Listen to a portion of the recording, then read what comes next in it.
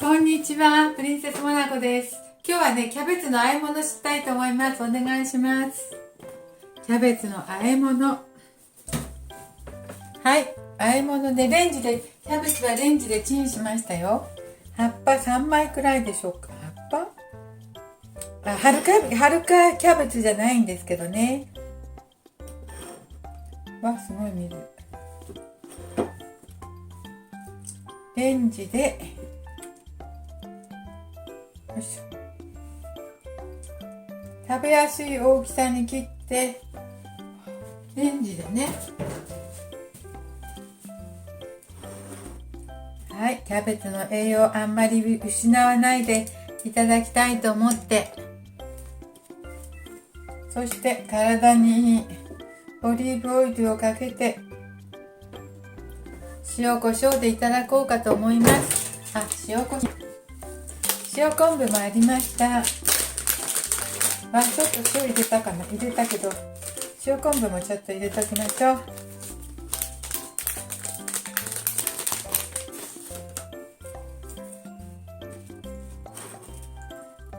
ね、オリーブオイルと塩と胡椒と塩昆布だからすごく簡単。よいしょ。漬物みたいな感覚ですけどね。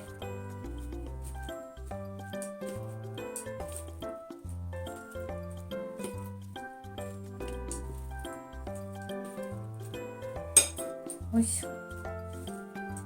はい。ちょっとね、酢も体にいいので、酢をちょっとだけ入れます。ちょっとだけ。はい。酢も入れました。オリーブオイルと塩と胡椒と昆布と酢ですね。なんかお皿に取ろう。よかった。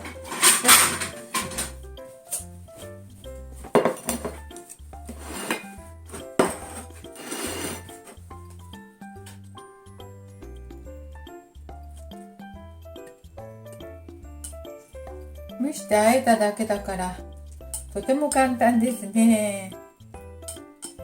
とても簡単だけど美味しそうだからいいでしょうか。これどうしますか？鰹節でもかけようか。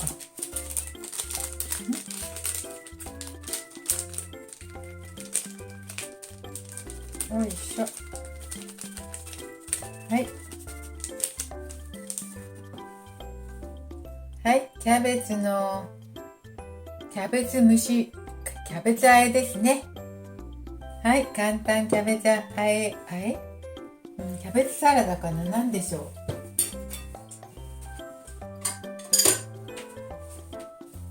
う。はい、でもできました。レンジでチンしているから簡単ですね。いただいてみます。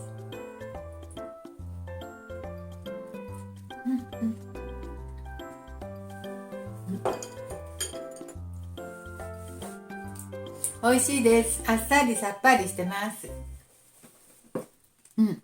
簡単にできるしね、キャベツの栄養を損なわないのでいいかなと思います。オリーブオイルは体にいいしね、酢も体にいいしね、なかなか簡単な割によくできて美味しいです。よくできたと思います。ありがとうございます。プリンセスモナコでした。今日も見ていただいてありがとうございます。